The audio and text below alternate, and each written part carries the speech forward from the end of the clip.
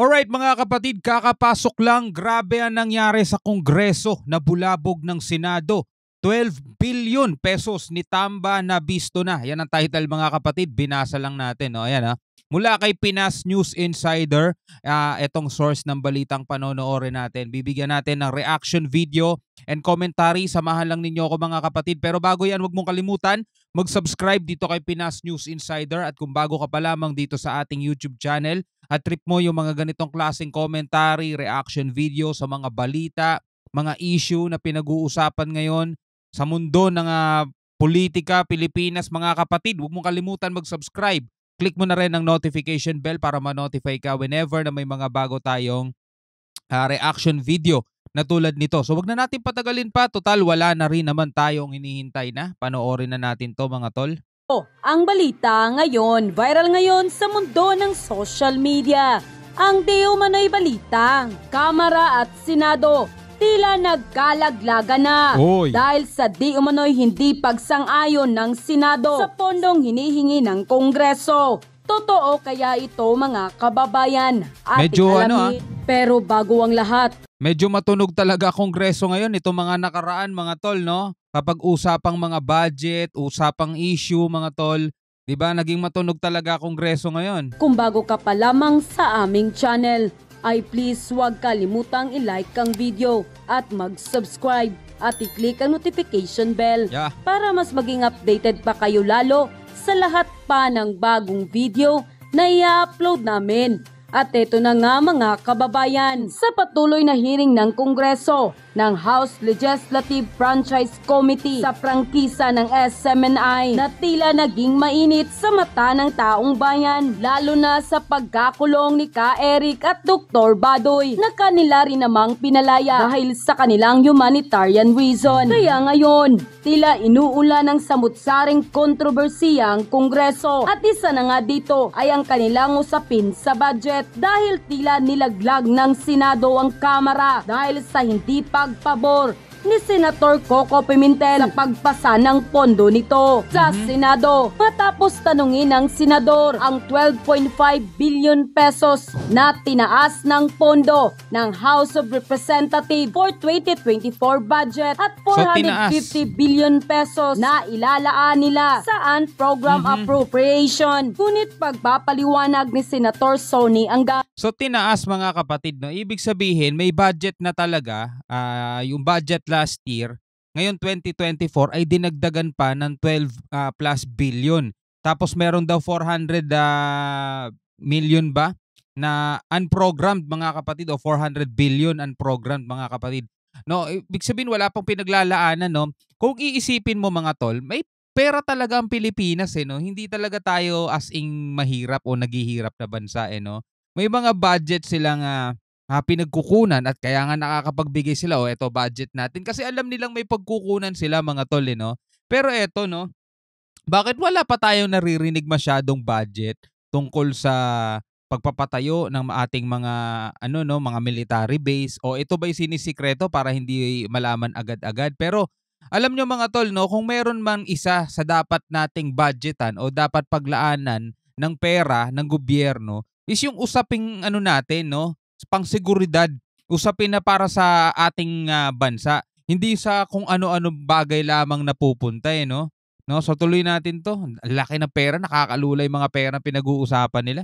Hindi aniya na isama ang request ng ibang kongresista nang ipasa ang panukalang budget sa National Expenditure Program. Ngunit marami sa ating mga kababayan ang nabigla at nagduda dahil sa labis na laki ng budget na hinihingi ng mga mambabatas na aabot sa bilyon-bilyong halaga. Yung mas marami pang ibang ahensya ng gobyerno ang mas nangangailangan ng malaking pagpupondo na mas nakakatulong sa mamamayang Pilipino. Nang lumabas nga ang balitang ito, marami sa ating mga kababayan ang hindi napigilan ng kanilang sarili na magbigay ng kanilang hinaing at komento sa mundo ng social media. At ayon pa sa kanila, ano bang nangyayari sa gobyerno natin? Puro na lang bangayan. Hindi na tumitigil sa mga awayan. Bangayan, laglagan. Nako, anong mangyayari sa Pinas? God bless the Philippines. Sabi, Sobra palang napakalaking halaga ng nakamkam ng mga tao sa House or Rep habang ang daming naghihika-host na mga Pilipino. Samantalang si VP Sara, hindi binigay ang kahilingang confidential fund para sa mahalagang paggagamitan para sa mga estudyante na ginagawang dapat lang na Alam niyo mga tol, no? Kaya hindi talaga dapat masyado kang umasa, no, sa gobyerno. Kailangan mo talaga ng ng sariling pagsisikap, sariling diskarte. Hindi ka talaga pwedeng magintay sa kung ano man ang pwedeng ibigay ng gobyerno sa mga taong bayan, mga tol. Kasi ganito nakikita natin kung ano nangyayari sa kanila di ba? Iba yung ano nila, iba yung focus nila, iba yung pinag-aanohan nila.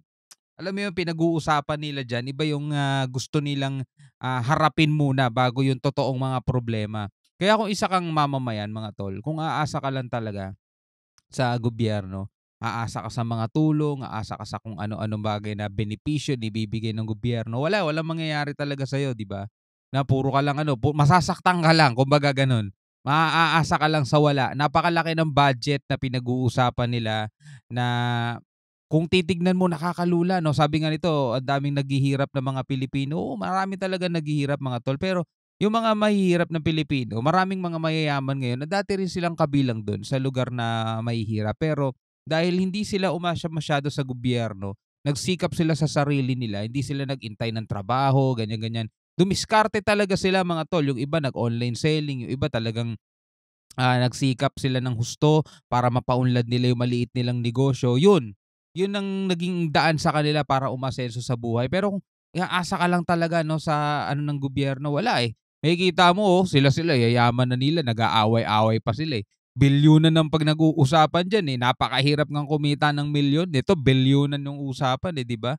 Di nila payagan ang hinihinging budget na may pahabol na napakalaking dagdag pa ng House of Reps kung ang ibang departamento tinanggalan nila ay bakit ipalulusot nila at ibibigay ang sa Kongreso. Tama lang na pangunahan ng Senado ang pagbabago, lalo na sa disbursement system at dapat mag-lead din ang Senado sa pagpapa-audit at mag-submit ng detalyadong listahan ng gastos for transparency at accountability. Sa ganong paraan, maaring mahihiya at magigilty na ang Kongreso. Kailangang alam ng taong bayan kung saan napupunta ang budget ng bawat isa sa kanila. Kailangang lahat ng kanilang ginastos may resibo, malaki man o maliit, isa publiko nila.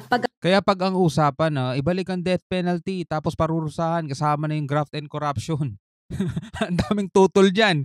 Tapos ang ibubungad nilang pinakadahilan, anti-poor. Kawawa naman yung mga paparusahan ng ganyan na wala naman talagang kasalanan.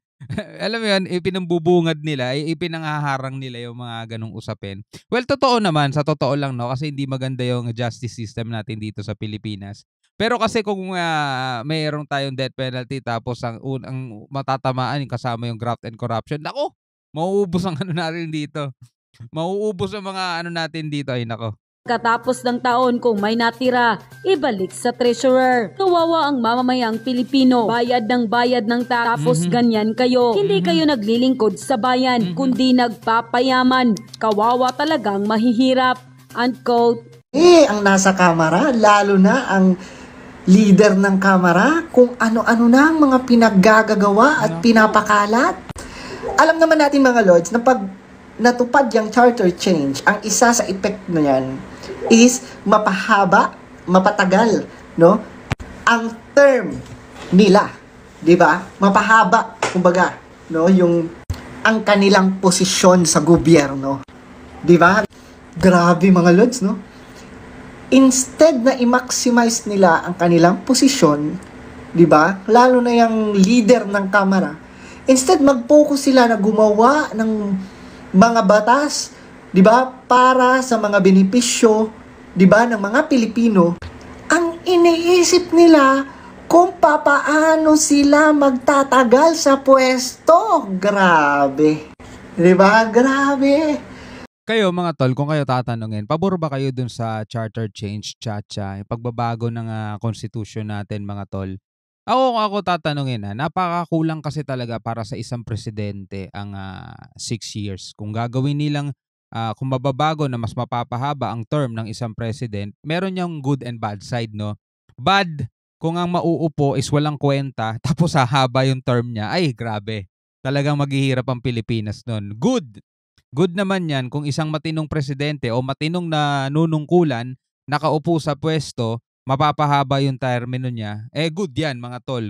Pero ang tanong, sino mapagkakatiwalaan natin dyan? Syempre iba yung datingan nila kapag nangangampanya di ba? Taas Di ba? Taas nung iaangat kanila dun sa tuktok di ba? Ito yung mga mangyayari, ito yung mga magaganap. Pag nakaupo na, wala na Di ba? Hindi natin alam mga tol kung kailan nararapat yan charter change na yan.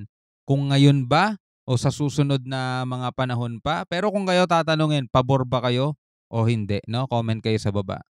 No? Kumbaga ang iniisip nila kung paano mananatili sila sa kapangyarihan. Paano na hindi sila matanggal sa posisyon. Grabe, no? Imagine niyo, magto 2 years pa lang sila. Diyos ko, ang dami pa nilang kailangan gawin na solusyon. Di ba? Ang dami pa nilang kailangang trabahong atupagin para sa mga Pilipino. Yan na ang kanilang iniisip. And mga Lords, beware po tayo sa mga sinasay natin. Diyos ko, para sa 100 pesos, di ba? Wag natin ipagpalit, no? Ang ating dignidad, pagkatao at karapatan sa 100 pesos lang. Please lang. Mag-isip po tayong mabuti kasi sa totoo lang, may mga benefits naman and advantage ang Chacha. Pero, hindi sa panahon ngayon. Hindi sa panahon ni Tambaluslos. Yun yung sinasabi ko kanina, no? Merong good, merong bad yung charter change na yan. Kung goods yung nakaupo, nakapwesto, benefit yan para sa kanya at magbe-benefits din naman ng mga Pilipino na gusto yung pamumuno niya o gusto yung pamumuno ng isang nakaupo. Hindi tayo nagbibigay ng kahit na sino mang pangalan mga tol kasi para sa akin, pare-pareho lang din yung tao at katulad natin. Nasisilaw, nagkakamali at minsan talaga sumasablay. So hindi natin alam kung sino yung dapat na ilagay dyan. Diba? So kung yun nga, kung goods ang nakaupo, mapapakinabangan niya na sambayan ng Pilipino. Kung bads naman, talagang wala. Delubyo yan. Well, sinabi na po ni Speaker Martin Romualdez na isusulong ng mababang kapulungan ang charter change. Pero ngayon po, alam nyo kasi sa charter change, 3 pamamaraan yan. Isa sa pamamagitan ng Constitutional Convention, kung saan ang taong bayan ang maghahalal ng mga tao na magpo-propose ng mga amendments. Pangalawa, Constituent Assembly. Ito po, yung Kongreso mismo, yung Kongreso mismo ang nagpo-propose ng mga amendments. Pero, para ma-approve ang amendments na madala sa tao para sa isang plebisito, kinakailangan voting separately ang Kamara at ang Senado. Bakit dapat separately? Kasi 300 plus ang Kamara, 24 lang ang Senado. Okay. Siyempre, kapag voting jointly yan, talo ang Senado kasi 24 lang sila. Tama. So, ang sabi ng saligang batas, dapat kapag Constituent Assembly, voting separately yung Kamara at saka ang Senado. At ang pangatlo, isa pong innovation ay through People's Initiative. Yung taong bayan mismo ang mag-propose ng pagbabago sa saligang batas. Ito po ay in-institutionalize yung people power na nangyari noong 1986. At ginaya po natin yung proseso ng Switzerland kung saan ang tao mismo ay pwedeng gumawa ng mga batas at pwedeng magkaroon ng amendments sa kanilang saligang batas. Okay. Ang requirement po, 2% per district sa buong Pilipinas. Kinakailangan malinaw kung ano yung proposed amendment sa saligang batas na pinopropose. At kapag yan ay na-validate na mayroong 2% kada distrito, magkakaroon po ng referendum. Pero ibang klase po ang nangyayari ngayon. Una-una, hindi po People's Initiative ang nangyayari. Mga kongresista ang nagsusulong. Marami po ako natanggap ng mga larawan na ang nagpapapirma daw dun sa form ng charter change through People's Initiative ay mga kongresista. Okay. Now, nakakatawa nga dahil ang mga nakuha pang mga larawan ay galing sa Bicol. Kung saan, hindi naman nanalo si PBBM. Lenny Country. Pero dahil, alam naman po natin na isang Bicolano ang chairman ng very powerful Commission on Appropriations, baka siguro nandiyan at napakalakas ng initiatives. Dahil alam naman natin, number 1 supporter siyempre ni Speaker Martin Romualdez, ang chairman ng Committee on Appropriations. Actually, kaibigan ko po yan. No? So siguro, trabaho lang yan. Intindihin na lang natin. No? Dahil hindi naman siya magiging Committee on Appropriations chairman kung hindi talaga may tiwala sa kanya yung speaker. At siyempre, dahil may tiwala sa kanya, isusulong naman niya yung interest ng speaker. So malinaw na gusto nila mag-amenda ng Saligang Batas. Pero alam niyo ba, ang kanilang gustong amendahin ay kung paano magkakaroon ng Constituent Assembly. Ang gusto nila, ang Kongreso pa rin ang gagawa ng mga proposed amendments na dadalhin sa taong bayan. Ang babaguhin nila ay yung provision na dapat voting separately ang Kamara at saka ang Senado. Tignan niyo po itong form na nakuha ko ha. Ang tanong po dito ay hindi siya ma-expand, no? Kung po pwede sana ma-expand. Ang inaamenda, pwede ba natin palakihin to kasi hindi ko siya mabasa. Ang inaamenda ay yung provision ng Saligang Batas na nagsasabi na dapat voting separately ang Kamara at saka ang Senado pag sila ay nagpo-propose ng amendments through Constituent Assembly. Aba ngayon, hindi na. Voting jointly. Ibig sabihin, kung ano yung proposal ng Kamara, yun ang makikerry at yun ang dadalhin sa taong bayan dahil siyempre 24 lang ang mga senador. Oo, talo. Now, una-una, delikado po ito. Kasi alam naman natin na mayroon nag-aambisyong maging Prime Minister. At alam naman natin, ang mga senador ay tututol kapag bubuwagin nila ang Senado at gagawing single House of Parliament na lang. Bakit? Kasi ang Speaker, chances are, siya rin na magiging Prime Minister. Bakit? Ang Speaker po, ang Prime Minister, ihahalal ng mga parliamentarians. So lumalabas no dito sa pagpapaliwanag ni Attorney Harry Roque. Ito lang naman mga tol, batay lang naman sa pagkakaunawa natin dito sa kanyang pagpapaliwanag na talagang ginagawa nila ang lahat no para talaga maging Prime Minister si Speaker. At gustong-gusto nga talaga ata maging Prime Minister ni Speaker kaya ginagawa nila itong mga ganitong hakbangin. Batay sa mga sinasabi ni Attorney Harry Roque. May sinabi pa nga siyang merong nag-aambisyon na maging Prime Minister mga tol. At yun na nga no ang nangyayari. Gusto nilang baguhin talaga at sa kanilang mismong pamamaraan. No? Ano masasabi niyo diyan mga tol? No, comment kayo sa baba. So kung ang Speaker of the House ay hinalawan ng mga kongresista, chances are kapag nagkaroon ng charter change at napalitan ng parliamentarian, siyempre, yung speaker ngayon, siya rin ang magiging prime minister. Kaya naman, hindi nakapagtataka na ang initiative ay hindi people's initiative. Ito ay speaker's initiative. Speaker's initiative. Congressional initiative. Hindi naman naggalit sa taong bayan. So yan po yung una-una. Nakakabahala po yan.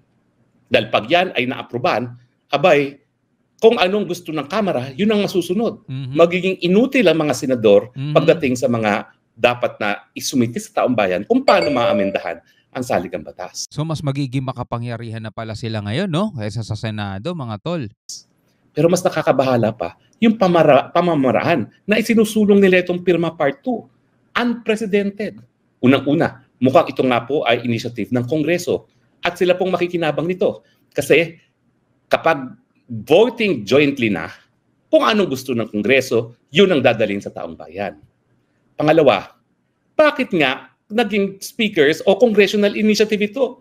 Ang tawag nga dyan, People's Initiative. Dapat manggaling yan sa taong bayan, hindi dapat manggaling sa mga politiko. Pangatlo, mahal po itong proseso nito, yung pagkukuha ng 2% kada district. Napakahirap po niyan. 300 plus districts tayo, nasisiguraduhin natin na 2% ay makakakuha na pipirma ang taong bayan. Siyempre po, magastos yan. O, saan ang kinukuha ang pondo? Siyempre, kung yan ang initiative ng Kongreso, manggagaling na naman yan sa pondo ng Kamara de Representante. O yan, magagalit na naman sila. Sasabihin nila, naku, fake news na naman. Saan kukunin ng pera dyan? Hindi naman paggagastos yan. Pagkagagastosan yan, galing sa bulsa ni Speaker. Sigurado ako dyan. Di ang gagamitin nila, kabadang bayan, yung budget ng Kongreso. Pwede ba naman yun? People's Initiative, naging Congressional Initiative, and funded by Congress. Pang-apat, kung gano'ng kabulok ang eleksyon, gano'n din kabulok itong Pirma Part 2. Bakit? Namimigay po ng kwarta. Binibili o di naman kaya linoloko mga pumipirma. Nako. Ang reports na nakuha ko, yung mga payout ng AIX at kung ano-ano pang mga ayuda galing sa gobyerno, pinapipirma yung mga tao. Ang akala nila para sa ayuda yan. Hindi nila alam para na pala sa charter change. Bakit kinakailangan linlangin ng taong bayan? Kinakailangan sabihin ng katotohanan para naman maging tunay na people's initiative ito. Di ba po? Napakagarap pa naman ang ginagawa nila. Nako, kakaiba na nangyayari ngayon talaga sa Pilipinas mga tol. No, ito hindi galing sa atin ha, reaction lang to at commentary mga tol, pero dito sa mga naririnig natin iba ang hahantungan natin mga tol. Para lang masunod ang gusto ng Kongreso, bibilhin ang boto at ito nga po ang balita, 100 pesos kada pirma. 50 pesos bago ka pumirma, 50 pesos pagkatapos ka pumirma. Grabe. Mantakin nyo yan. Grabe. 2% per district. 100 pesos per 2% per district. Ilan bang ating butante? Sabihin na natin na ang ating butante aabot siguro ng, kung hindi ako nagkakamali, tignan natin ha, magkano ang registered voters. Kasi yun ang basihan po yung registered voters. Titignan ko po para hindi tayo ma-fake news ha. Tignan po natin kung ilan ang registered voters sa Philippines. Tanungin natin si Google, registered voters Philippines. Okay? Ilan yan? Okay. Number of registered voters 2019 to 2021. Ayan. Ano nakasulat dito? 2019, 2022. Yan po ay 65.75. Kung 2% yan na kinakailangan na kada distrito po hindi po pwedeng cumulative. Dapat sa lahat ng distrito. Ang 1% po ng 6.5 ay ang 6.5 million, ang 10% niyan ay 6.5 million. Ang 1% niyan ay 650. Okay? Tama ba? Ang 10% 6.5. Ang 1% ay 65. So ang 2% is 110. Pero kinakailangan po 100,000 votes kada distrito. More. Grabe. Grabe ang laki ng perang magagastos doon, no? Nag-stop siya pesos. Magkano po yun? I-compute natin. Napakalaking halaga po yan. 100, okay, 65 million times 10%. Hindi, mali. 65 million voters. Times 2%. Okay? Equals 130. Mali. 65 million, ako palpak talaga ako sa mata. Pasensya na ako. Times 2%. Yan. Lumalabas is, bakit ganito 130? Anyway, basta napakalaki halaga. Hundreds of millions of pesos po. At sino po magpopondo niyan? I doubt kung personal na pondo po ng speaker na yan. So, ang mga nakakaduda dito sa pangyayaring ito, una-una, hindi galing sa taong bayan ng initiatives, galing sa mga kongreso. Number 2, ang babaguhin, para ang kongreso lang ang magdedesisyon kung ano yung pagbabago sa saligang batas na isusumite sa taong bayan. Binaliwala ang Senado. Pangatlo, bakit kinakailangan bilhin ang pirma ng taong bayan at bakit kinakailangan linlangin ng taong bayan kumpara saan yung pirma na yan. At siyempre, ang huling tanong natin, sino ba talaga nagsusulong nito? Dapat naman, alam natin, ang gagalingan sa kongreso, aminin nila kung sino talaga nagsusulong nito. Dahil kung hindi po galing sa taong bayan yan, hindi po yan People's Initiative. Tama ba ho? Yan po ay magiging makasarili at yan po ay para sa interes lamang ng isang tao na gustong mag-Prime Minister. Para lang daw sa interest ng isang tao na gustong mag-Prime Minister. Ayon mismo yan kay Atty. Harry Roque, mga tol. Kung sino yun, your guess is as good as mine. Agree ba kayo? Tignan po natin ang ating mga reaksyon ng ating mga viewers at texters. Alright mga kapatid, ikaw bilang isang Pilipino, ano masasabi mo dito sa video na panood natin? Grabe no? Iba na mangyayari mga tol dito sa ating bansang Pilipinas mga kapatid. Siyempre matindi to no? Yan ang ating aabangan. Tayo naman walang magagawa kung ano mangyayari. Sila mga makapangyarihan sa lahat, di ba? Sila makapangyarihan dito sa Pilipinas. Tayo reaction and commentary lang ang nagagawa, no? Well, tulad nga na sinabi rito ni Atty. Harry Roque, okay, basta papalin lang sa mga perma-perma, 100 pesos, grabe naman. Kaya niyong kitain yan mga tol. Pero ang laki na magiging epekto ng sa buhay ninyo kapag natupad ang ninanais at hindi to interest ng taong bayan. Sabi nga gano'n ni Atty. Harry Roque, interest lang to ng isang tao. Alright, so hanggang sa muli mga kapatid. Ako nga pala si Shobal D. Peace out.